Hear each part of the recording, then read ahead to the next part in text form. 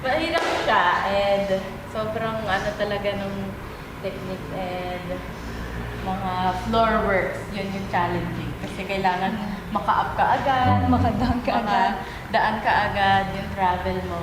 And syempre yung steps, Yes. kailangan nandun din. And yung, syempre point your toe, hindi mawawala. So, And- challenging yeah. talaga.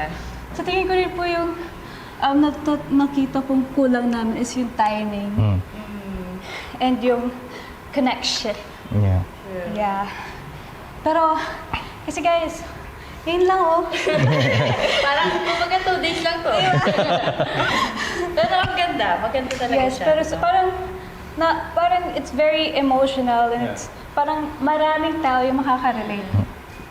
Thank you, Coach Shad, sa magandang Vision. Thank you. And Yeah.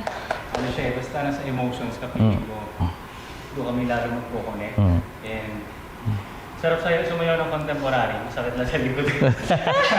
Kaya nga guys, Ang dami ng mga pasapasa. true.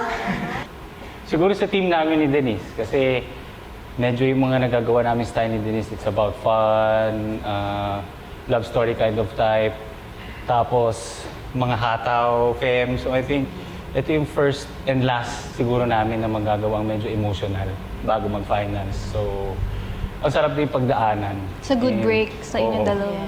And siyempre si Kakay kasama namin, so medyo ano talaga, memorable and it's an honor na magawa tong piece na ganito kasi first time na tatlo eh.